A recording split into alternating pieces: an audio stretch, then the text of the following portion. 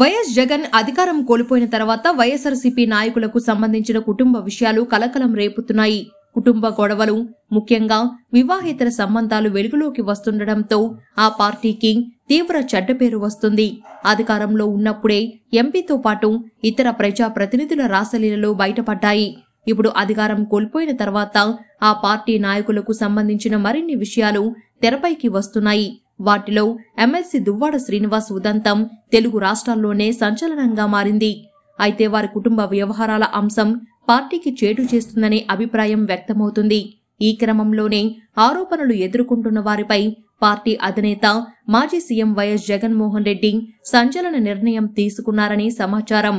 అక్రమ సంబంధంతో పార్టీ ప్రతిష్టకు భంగం కలిగేలా ఉందనే ఉద్దేశంతో దువ్వాడ శ్రీనివాస్ను ఎమ్మెల్సీ పదవికి రాజీనామా చేయాలని జగన్ ఆదేశించినట్లు తెలుస్తుంది. జగన్ ఆదేశాలతో త్వరలోనే అతడు శాసన మండలి సభ్యత్వానికి రాజీనామా చేయనున్నారని వైసీపీ వర్గాలు చెబుతున్నాయి. కొన్ని రోజులుగా ఎమ్మెల్సీ దువ్వాడ శ్రీనివాస్ వ్యవహారం తీవ్ర దుమారం రేపుతుంది. ఈ వ్యవహారం వైఎస్ఆర్సీపీకి అప్రతిష్ట చేస్తున్నట్లు చర్చ జరుగుతుంది.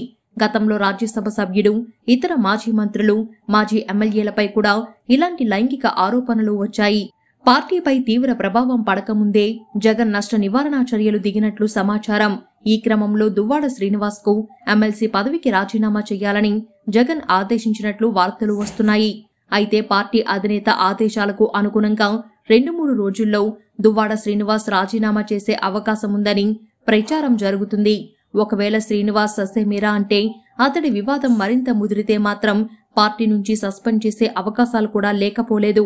విజయసాయిరెడ్డి, ద్వారంపూడి ఘటనలు కూడా పార్టీపై ప్రభావం చూపుతున్న నేపథ్యంలో మొదట దువ్వాడ శ్రీనివాస్ నుంచి దిద్దుబాటు చర్యలు తీసుకుంటున్నారని తాడేపల్లి వర్గాలు చెబుతున్నాయి.